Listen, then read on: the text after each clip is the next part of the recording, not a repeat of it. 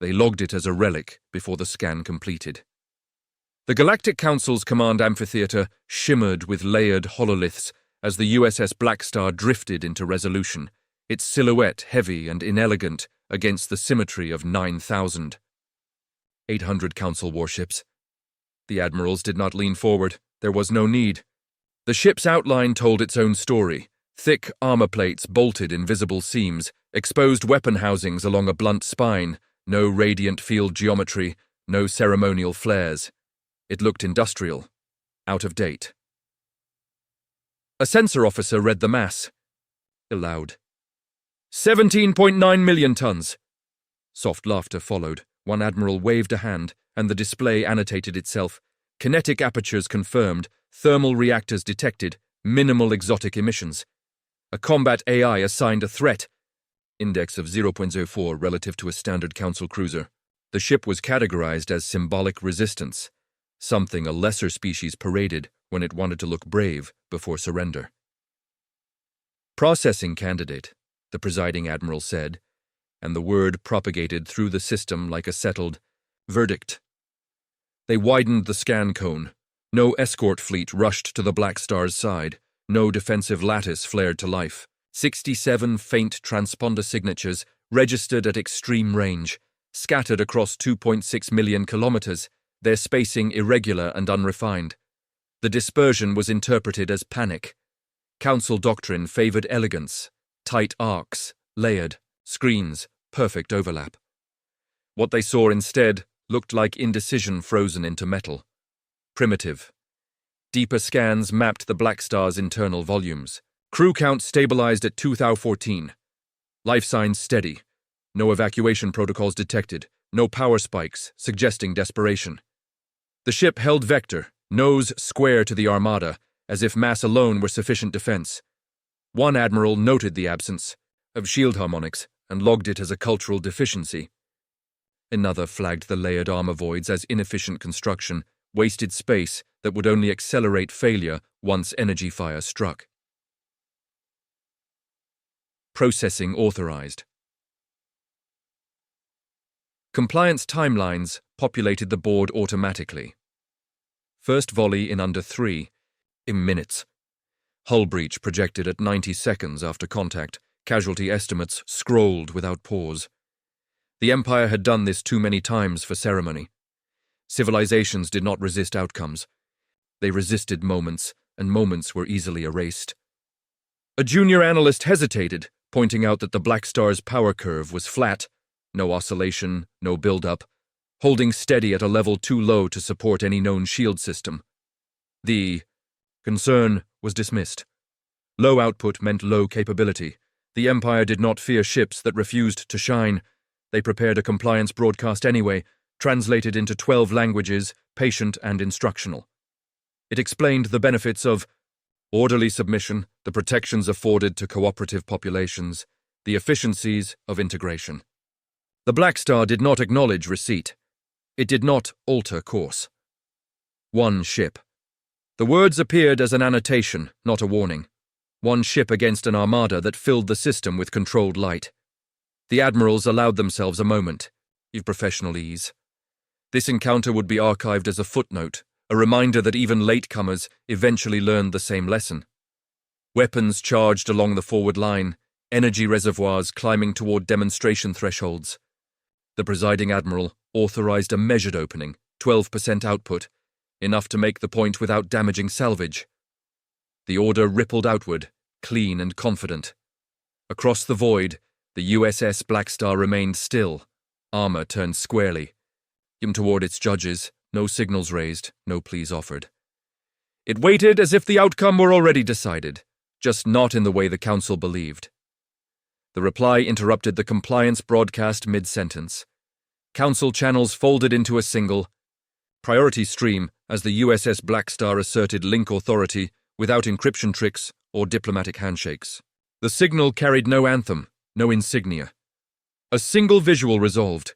A human command bridge stripped of ornament, consoles dark except where needed, lighting set for endurance rather than display. A human officer stood centered, hands clasped. Behind their back, posture relaxed and unyielding. The council envoy resumed automatically, finishing the prepared statement out of habit. Mandate was cited, precedent enumerated. Timetables appeared in clean columns, 180 seconds to acknowledge, 360 to disarm, 600 to prepare for boarding. The human officer watched without interruption, eyes tracking the data rather than the speaker. When the final clause rendered, the channel went quiet for 3 seconds. "We acknowledge receipt," the human said. The voice was level, unadorned, carried on a narrow-band transmission that ignored council harmonic standards. "Your assessment is incorrect." A ripple of irritation moved through the amphitheater. An admiral demanded clarification, gesturing to the tactical display where numbers spoke plainly. 9,800 council warships, 1 human battleship, 67 distant escorts barely registering as a fleet. The human inclined their head a fraction. "The numbers are accurate," they said. "Your conclusion is not." The council escalated to legal framing. The Empire's authority to process non-compliant civilizations was restated, its historical success rate implied rather than spoken. The human officer did not raise their voice. "We are not petitioning for inclusion," they said. "We are not disputing your authority. We are informing you that it does not apply here. Does not apply." The phrase flagged across auxiliary systems as a rhetorical anomaly. An admiral laughed, sharp and dismissive. "You are outmatched," they said. "Stand down, and your people will be preserved." The human officer's expression did not change. "We crossed interstellar space under our own power 240 years ago," they replied. "We are not pre-anything, and we do not kneel. We do not kneel." The words landed without emphasis, recorded as fact. The human continued, outlining boundaries. In clipped sentences, no surrender, no tribute, no boarding. Any attempt to seize personnel would be treated as an act of war. Any act of war would be answered. The council attempted pressure. A countdown marker appeared in the human feed, ticking, down from 300. The human officer watched it without comment. At 240, they spoke again. "This is your opportunity to disengage," they said. "Withdraw beyond 1.5 million kilometers. Power down offensive systems. We will not pursue." "And if we refuse?" the presiding admiral asked. "Then you will." "Experience the consequences of continuing," the human replied. "They are finite."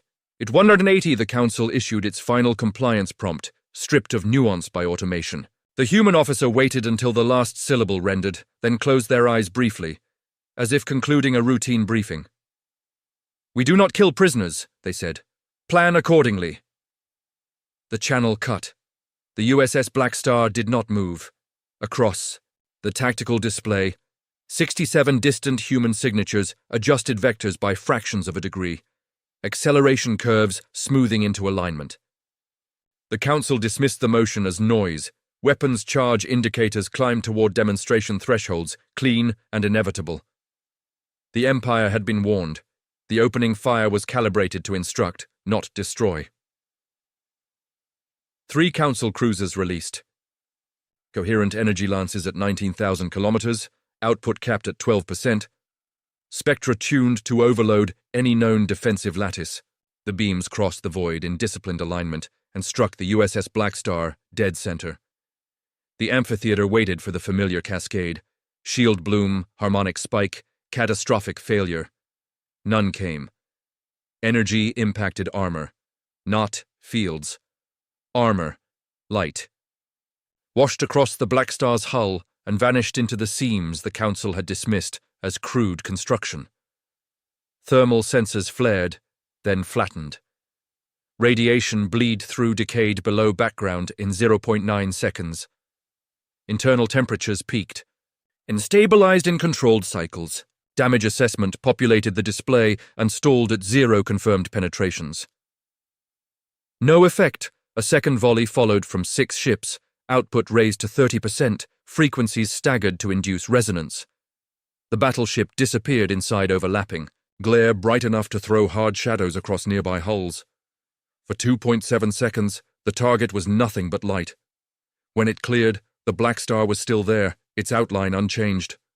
Armor plates had darkened. Some had ablated entirely, peeling away in sheets that carried excess heat into vacuum. Beneath them, identical layers waited, intact and square to the threat. Power output remained flat, stubbornly low, refusing the spikes every council model insisted were necessary for survival. An analyst reported absorption efficiency at 91.4%. Another corrected it to 92.0 as more data arrived. The number stabilized and did not move. Council commanders escalated without ceremony. 12 cruisers fired at 48%. A battleship-class emitter joined at 60, violating peacetime safety margins. The impact washed the Blackstar in light, intense enough to saturate long-range optics. For a moment, even confidence flickered. When the glare faded, the human ship held vector. Crew life signs remained steady at 2014. No evasive burn, no counterfire. The Blackstar absorbed, vented, endured. Cavities between armor layers refracted. Energy laterally, dumping it into heat, sinks buried deep within the hull. Controlled plumes vented from ports too recessed to be targeted, carrying charge away as harmless debris. What the Council saw as inefficiency was a system designed to drink punishment and remain operational. They're still there. The words escaped a junior officer before discipline caught up. They were logged anyway. At 70% output, Council weapons began to injure themselves. Emitter housings overheated. Containment fields wavered.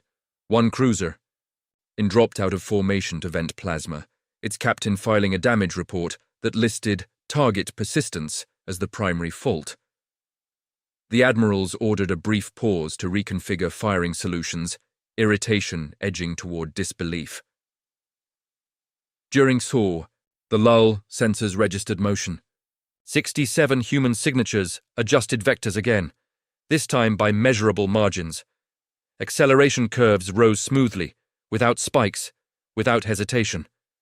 Distances began to close from 2.6 million kilometers to 2.3. The Council interpreted the movement as retreat. It fit the story they needed.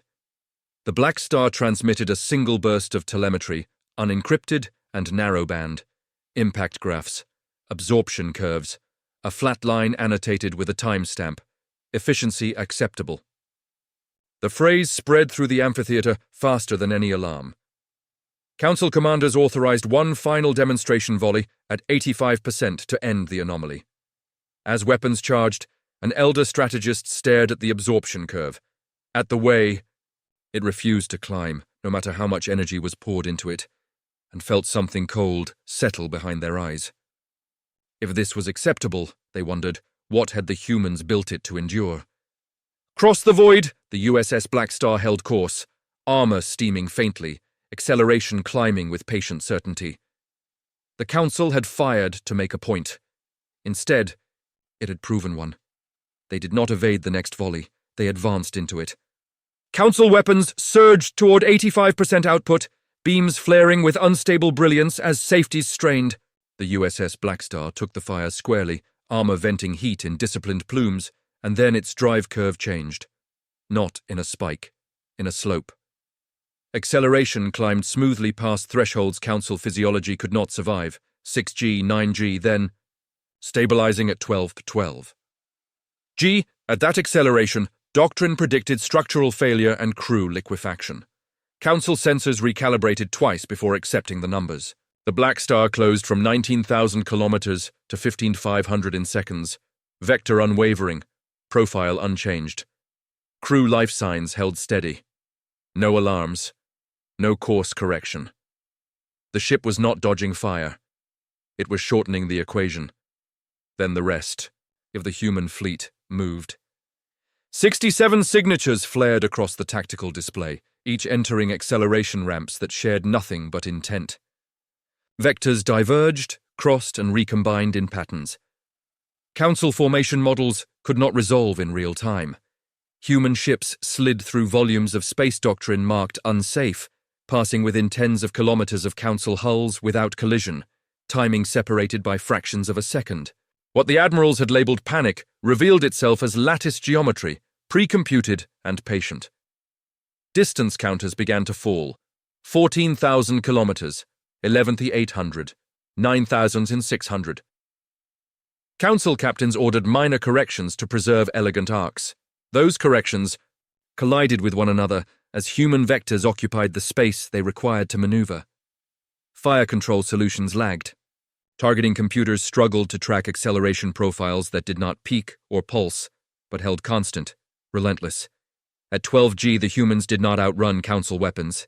They outran Council assumptions. Closing fast. A Council cruiser broke formation to create room and found a human destroyer already sliding into the vector it needed. Relative velocity high enough to strip sensor vanes clean off. Another attempted to pivot and clipped an escort, the collision cascading through the formation like a fault line. The battle space lost symmetry. What had been layered power became crowded volume. At 5,000 kilometers, the Blackstar cut thrust and pivoted broadside, bleeding velocity in a controlled burn that should have torn the ship apart. Inertial dampening held. Structural stress peaked and fell within tolerances. Council gunners fired where the ship had been, beams carving empty vacuum as the battleship settled into a firing posture that placed 3 command cruisers inside overlapping arcs. Human ships exploited the compression without haste. Every acceleration forced a reaction. Every reaction stacked error. Council admirals issued contradictory orders, tighten ranks, spread out, hold arcs, and watched compliance with one instruction violate another. Space shrank further. At 3,800 kilometers, human vessels crossed into ranges optimized for kinetic engagement, where Council energy coherence degraded and reaction windows collapsed below safe margins. Railgun ports along the Blackstar's spine, irised open, dark and unapologetic. Across the display, Council command vessels found themselves bracketed by converging vectors they could no longer escape without tearing their own fleet apart. An elder strategist saw it then, too late to matter. The humans were not collapsing the formation with fire. They were doing it with timing. At 3,000 kilometers, the numbers stabilized. The geometry locked. The Council's elegant doctrine lay broken by math it could not outrun. The USS Blackstar held position at the center of the compression, weapons ready, crews steady. The distance finally closed. The first kill was logged before it was visible. Fire control aboard the USS Blackstar resolved firing solutions across 3 Council command vessels trapped inside 3,000 kilometers, their elegant hulls struggling to reorient without colliding with escorts. Human targeting did not hurry. It waited for convergence, vectors aligned, acceleration curves flattened, probabilities narrowed. Then the spinal railguns discharged. There was no flash, no warning, only mass at velocity. 6 tungsten penetrators left the rails at a calculated fraction of light speed, spaced 0.12 seconds apart to defeat predictive interception. Council sensors registered impacts before commanders understood they had been fired. The first rod ignored superstructure and punched through the forward hull of a command cruiser, exiting through the engineering core. The second followed the same path with trivial deviation. Internal pressure collapsed, power died. The ship split cleanly along stress lines it had never been designed to endure. 1. Missiles followed, not in salvos, but in arithmetic. Human destroyers released them in groups of 9, staggered by milliseconds, each with distinct guidance logic. Some burned hot, drawing point defense fire. Others coasted cold, invisible until terminal phase. Interceptors chased the loud signatures and reported success as decoys detonated. The quiet missiles arrived untouched. At 2,600 kilometers, a second command vessel attempted a desperate pivot spin, overcorrected under conflicting orders, and exposed its ventral plane. 3 railgun rounds arrived through that opening. A fourth followed milliseconds later, delayed by design to exploit the sudden pressure differential. The vessel's gravity ring sheared free and continued spinning, intact and useless, while the rest of the hull collapsed inward. Life signs fell from 11,204 to 0 in under 5 seconds. 2. Council admirals shouted for a withdrawal corridor, but geometry no longer permitted one. Human ships occupied the vectors required for escape, holding position with calm precision. The third command vessel fired wildly, energy lances splashing across empty space as gunners tried to force an opening. A human cruiser answered with missiles carrying limited-yield nuclear charges, detonated at calculated standoff distances. The blasts were shaped, directional, tuned to crush sensor arrays and fracture hull integrity without vaporizing the ship outright. The command vessel went dark, drifting, structure mostly intact, systems dead. Human targeting brackets vanished from its icon. Boarding transponders lit briefly, then dimmed as fire control moved on. We count before we fire. The line appeared on an auxiliary council channel, flagged as a human doctrinal artifact. Analysts barely noticed. Too much was failing at once. Escorts surged to screen remaining leadership ships. Railgun fire did not saturate. It selected. Each shot removed a node that mattered. Human gunners ignored targets that posed no immediate command or coordination function, letting lesser vessels live long enough to understand what was happening. At 1900 kilometers, a cluster of council cruisers attempted a mass ram against a human destroyer, trading discipline for desperation. The destroyer adjusted thrust by 0.4 G, slid aside, and let the cruisers collide with one another. Sensors logged the impact as environmental hazard neutralization. No shots were fired. The battle clock crossed 22 minutes. Council command coherence dropped below 45%. Fleet-wide orders degraded into local guesses. Human losses remained. At 0 destroyed hulls, 2 damaged, none mission killed. Ammunition tallies updated in clean columns. 48 railgun rounds fired, 21 confirmed kills, 3 command vessels erased, 1 disabled for capture. Human ships transmitted status updates openly. Primary objectives achieved, Red 1. Secondary, progressing. Some council captains fought on, firing until emitters overheated or hulls failed. Others powered down and broadcast surrender codes across every frequency they could access. Human systems acknowledged each automatically, marking surrendered vessels in green and excluding them from targeting solutions without exception. At 31 minutes, firing slowed. At 34, it stopped.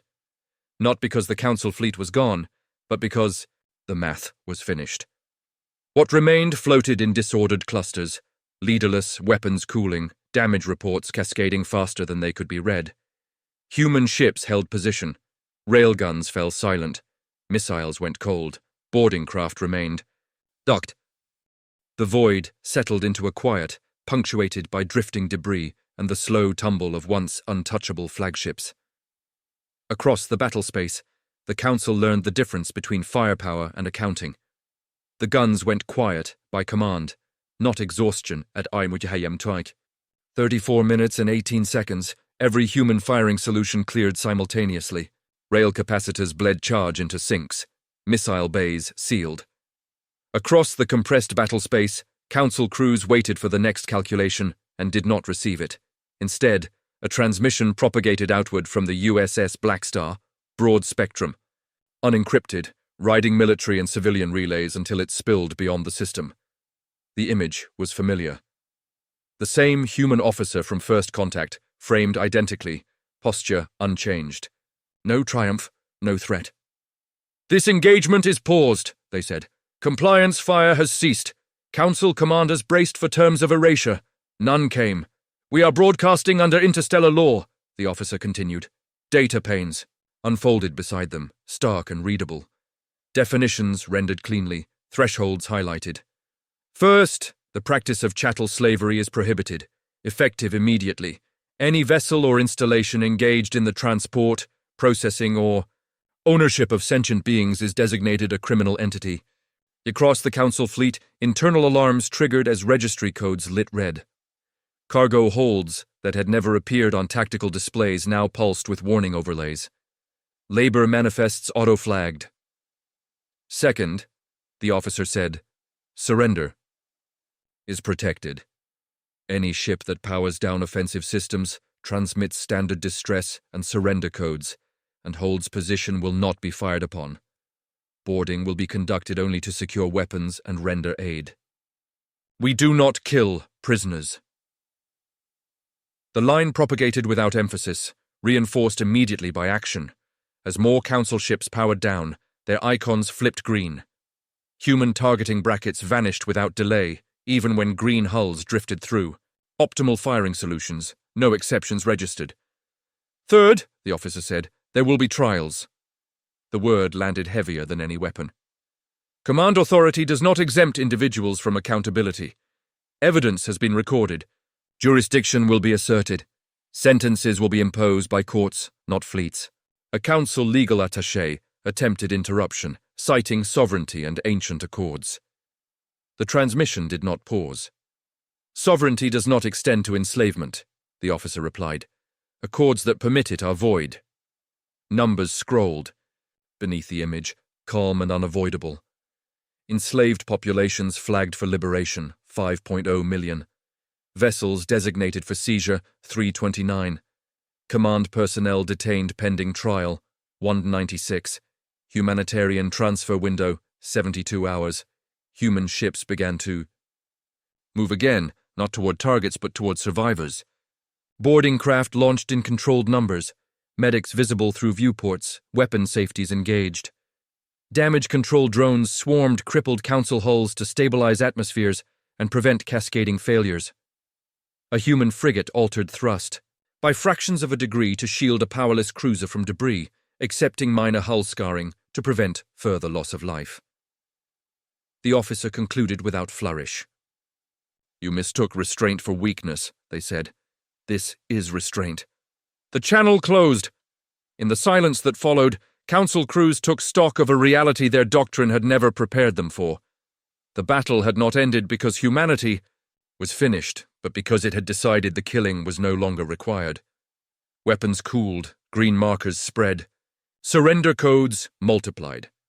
The USS Blackstar held station at the center of the wreckage, scarred and intact, as the law replaced fire, and the terms of the conflict were rewritten in plain language that did not ask for permission. The explanation did not come from the humans. It surfaced through coalition channels as analysts compared what they had witnessed with archives most species treated as academic debris. Human fleet movements were replayed at reduced speed. Acceleration curves, overlaid with historical navigation data, pulled from probe networks older than the Council's first expansion. The patterns aligned too cleanly to dismiss. This had not been a response. It had been a position. Coalition tacticians noted that the USS Blackstar had not entered the system in haste. Its vector matched a corridor mapped, abandoned, and quietly remapped over 2 centuries of survey traffic. The dispersion of 67 human hulls across 2.6 million kilometers was not disorder. It was a lattice, pre-computed to cover every viable approach and retreat vector the Council fleet might attempt. "They were already here," a coalition analyst said, and the statement propagated without challenge. Long-range sensors confirmed it. Beneath the noise floor, masked by civilian traffic and background radiation, dormant human infrastructure began to light up as identification protocols were relaxed. Fuel depots embedded in cometary bodies, ammunition caches hollowed into dead moons. Maintenance docks disguised as deep space observatories. Carbon dating on the oldest installations forced recalibration twice before acceptance. 240 years. Some were older. This was anticipated. The phrase circulated through coalition diplomatic nets, never transmitted toward the defeated Council fleet. This knowledge was not leverage. It was a warning for those still undecided. Fragments of human doctrine, long dismissed as theoretical extremism, suddenly aligned with observed behavior. Kinetic weapons were not nostalgia. They were logistics. Slugs could be fabricated anywhere. Armor could be repaired without exotic fields. Crews could be trained under constant stress, conditioned for sustained acceleration that most coalition physiologies could not survive. Humanity had optimized for wars that lasted decades, not engagements measured in minutes. A coalition historian pulled a suppressed record from a century earlier. A minor border incident involving an unaligned system that vanished from Council. Logs within a generation. At the time, the disappearance had been attributed to piracy or stellar anomaly. Sensor signatures recovered now looked familiar. Too familiar. They have been enforcing boundaries quietly, someone said. For a long time, the implications settled heavily. Humanity had not hidden its strength. It had curated its exposure, allowing the Council to expand until it crossed lines already drawn in private doctrine and reinforced in silent drills. The law broadcast was not improvised. It was procedural, refined through exercises that assumed exterminator-scale threats and moral failure as constants. Coalition probability trees updated and collapsed into narrow bands. No branch showed humanity losing without rewriting physics. Even escalation scenarios terminated the same way, not in annihilation, but in controlled dismantling, followed by administration. Human fleets were positioned not just for this system, but for the next 5 choke points the Council would logically attempt to consolidate. Encrypted messages began to move between coalition capitals. Treaties signed under fear were flagged for review. Defense clauses were quietly rewritten to mirror human language. Alignment calculations shifted from ideology to survivability. In the wreckage of Council command, survivors struggled to understand how defeat had arrived so completely. In coalition space, the question was simpler and more unsettling. If humanity had been ready for centuries, then this battle was not the beginning of a war. It was the moment the galaxy finally noticed the rules had already changed. Neutralization began without ceremony. Human fire control reclassified every remaining Council vessel into 3 states: hostile, surrendered, undecided, and acted only on the first. The distinction was enforced by machine logic and human discipline alike. Green-marked hulls were ignored, even when they drifted across optimal firing lanes. Red-marked ones received no further warnings. Missile bays opened across the human lattice. This time there was no theatrical restraint. Waves launched in disciplined silence, hundreds of signatures blooming and vanishing as guidance systems shifted between hot burn and cold coast. The missiles did not converge on a single point. They flowed, dividing and recombining, filling volumes of Space Council doctrine had never treated as lethal simultaneously. Point defenses engaged on instinct and failed by sequence. Interceptors chased decoys, while real warheads slid through blind arcs created by earlier collisions and panicked maneuvering. At 6,200 kilometers, a Council cruiser died with engines firing, torn open by kinetic impact and internal overpressure. At 5,800, another lost power and rolled helplessly. Its surrender code broadcasting seconds too late to cancel inbound fire already committed by logic gates that did not bargain. Human command logged the loss and adjusted nothing. The cascade spread. Council captains fought isolation rather than an enemy. With command coherence already fractured, each hull made its own calculation under pressure. Some powered down immediately, broadcasting surrender across every band. Human systems acknowledged them within milliseconds, their icons flipping green as missiles peeled away mid-course, retargeting without hesitation. Others hesitated, waiting for permission that would never arrive. Those ships remained red, and the missile flow did not divert. Do not fire on green. The directive pulsed continuously through human channels, enforced by both software and supervision. It held even when green hulls drifted into firing geometry against active threats. Human gunners adjusted, sacrificing efficiency to preserve principle. The choice slowed neutralization by measurable minutes. No objections were raised. Boarding operations followed behind the missile waves like a second tide. Human cutters approached disabled hulls at controlled relative velocities, grappling points locking with mechanical certainty. Breach teams moved in pairs, weapons slung low, medics centered between them. Compartments were sealed before they were cleared. Atmospheres stabilized before prisoners were moved. Where resistance appeared, it was brief and contained. Human teams vented sections, waited, and advanced only when gravity and oxygen had made further defiance impractical. At 21 minutes into the phase, a Council carrier attempted a mass launch, dumping strike craft in a final bid to overwhelm point defenses. Human response was precise and impersonal. Point defense grids engaged not to annihilate but to shape. Non-lethal electromagnetic pulses collapsed guidance systems, herding fighters into narrowing cones where engines flamed out and pilots lost control. Hundreds of craft tumbled powerless, intact, their crews alive. Recovery beacons activated automatically. Surrender. Cascade.Coalition observers flagged it as a phenomenon rather than a tactic. Once a critical mass of council ships powered down and survived, the rest followed. Crews watched neighboring hulls go green and remain intact. The lesson spread faster than fear. At 39 minutes, surrendered vessels outnumbered hostile ones 2-1. At 51, 4-1. The last organized resistance formed around a crippled logistics tender, shielded by a ring of heavy cruisers acting on something like loyalty. Human analysis flagged the maneuver as emotional rather than tactical. Missile fire softened the ring without collapsing it. Railgun shots punched precise holes through power cores and command sections. The tender was disabled without rupture. Boarding teams secured it and immediately began evacuating non-combatants, their presence visible across multiple sensor feeds. Throughout the phase, the USS Blackstar held central position, anchoring the geometry. Its railguns fired sparingly now, each discharge deliberate, removing ships that threatened to destabilize. The surrender perimeter.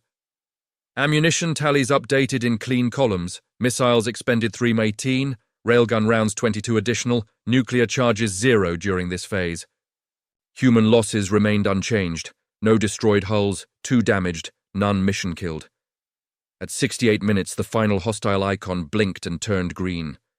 The battle space did not erupt, it simply exhaled. Hundreds of council hulls drifted in clusters, weapons cold, crews waiting. Human ships moved among them like custodians, dispatching repair drones, establishing traffic lanes, preventing collisions that would have killed ships no longer fighting. Boarding counts stabilized. Prisoners secured, 4.9 million. Injured, treated, 437,000. Fatalities ceased entirely once the last red marker disappeared. A council officer aboard a surrendered cruiser watched a human frigate adjust thrust to shield their hull from drifting debris and felt the fight drain out of them completely. Not fear, not relief, recognition. The council fleet had not been annihilated. It had been dismantled, decision by decision, vector by vector, until resistance no longer made sense. Human command logged the phase complete and shifted focus to humanitarian transfer and legal processing. Violence ended not with celebration, but with administration, executed with the same calm precision that had broken the fleet in the first place. Mercy followed procedure. Human cutters docked with surrendered hulls according to a queue that ignored rank and favored urgency. Atmospheres were stabilized first, then gravity, then medical access. Injured council crew were triaged without comment, species tags flashing briefly before folding into the same priority schema. Pain control was administered. Fractures were set. Bleeding was stopped. The process was fast, practiced, and conspicuously indifferent to uniforms. No reprisals. The directive propagated with the same authority as a firing order. Human Marines escorted prisoners with weapons slung low. Restraints applied only where resistance had already occurred. Those who complied walked unbound. Those who did not were isolated, recorded, and transferred without spectacle. Every interaction generated data, biometrics, testimony, command lineage, fed into a legal framework already live and accepting inputs. Temporary detention habitats unfolded from cargo holds, modular and sterile. Food was issued to calculated dietary requirements, down to trace elements. Translators rendered instructions in neutral tones, repeating as often as necessary. Prisoner counts stabilized at 4.9 million. Fatalities did not increase. The numbers mattered, and the humans treated them like promises. Across the system, civilian traffic resumed under human advisories. Relief convoys jumped in from pre-cleared vectors, carrying markings from worlds that had never openly aligned with Earth. Coalition observers watched the manifests populate and recognized the pattern immediately. Neighboring systems were not waiting for invitations. They were defecting. Declarations arrived in disciplined waves. suspension of council tribute obligations, opening of ports to human oversight, requests for arbitration under the same statutes broadcast during the battle. Political gravity shifted not with speeches, but with filings. The council's authority drained away through procedure faster than it ever had through force. "We choose this law." The phrase appeared verbatim across multiple declarations, identical wording traced back to the law broadcast template. Analysts flagged it as mimetic adoption. Human Command logged it without comment. Trials were scheduled before the last boarding action concluded. Jurisdiction packets listed charges with unemotional clarity: enslavement, unlawful processing, command responsibility. Evidence hashes linked directly to sensor logs and sworn testimony collected in real time. Command personnel flagged earlier, 196 individuals, were separated and transferred under guard. That neither tightened at insults nor softened at pleas. The guards had heard both before. A former council governor attempted to negotiate conditional alignment in exchange for amnesty. The response came from a human legal officer, not a commander. "Alignment does not negate criminal liability," they said. The channel closed. Inside the detention habitats, rumors spread faster than fear. Crews compared treatment. They noticed surrender had worked exactly as promised. They noticed no one had been spaced, no compartments flooded, no reprisals taken. For panic or defiance, shouted too late to matter. The lesson settled unevenly, but it settled. At 88 hours, the first liberated populations were transferred off seized vessels. Families emerged into gravity they had not chosen, blinking under, lighting calibrated for comfort rather than efficiency. Human medics stepped aside as civilian agencies took over, their task complete. The USS Blackstar remained on station, scarred armor patched with clean plates that did not hide the damage. Its commander filed a final operational note. Force applied, compliance achieved, mercy sustained. Beyond the system, leaders watched data replace doctrine and made their decisions quietly. Humanity had not seized territory.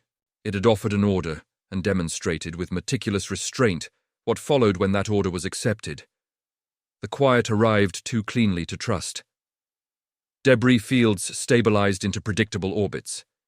Traffic lanes reopened under human advisories. Trial schedules propagated through secure channels with the same priority, once reserved for firing solutions.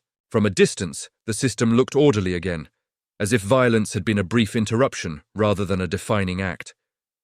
Human sensors did not stand down. Deep-range arrays continued to sweep beyond the heliopause.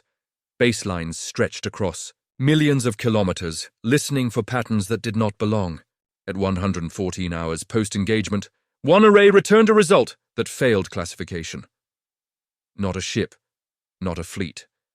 A pressure in space-time that suggested movement without conventional drives, persistence without emissions. Analysts reran the data. The anomaly held. The source lay beyond the Blackstar's wake, past the quiet rim at a distance measured in tens of thousands of astronomical units. It approached on a vector that ignored mapped jump corridors entirely. Mass estimates fluctuated, as if the object disagreed with being measured. Emission fragments matched restricted archival signatures. Records pulled from pre-council histories of systems, erased so completely their names survived only as warnings. Exterminator signature. The designation propagated through human command, without alarms or raised voices. Planning cells activated that had existed long before first contact with the Council. Timelines populated. Contingency headers unlocked. The numbers were not comforting, but they were familiar. A coalition observer, cleared under emergency protocols, asked a single question over an encrypted link. "Is this because of what you just did?" The reply came after a pause measured in milliseconds. "No," the human officer said. "This would have come regardless, meaning the Council had never been the final problem. Meaning the battle just concluded had been preparation revealed, not preparation expended."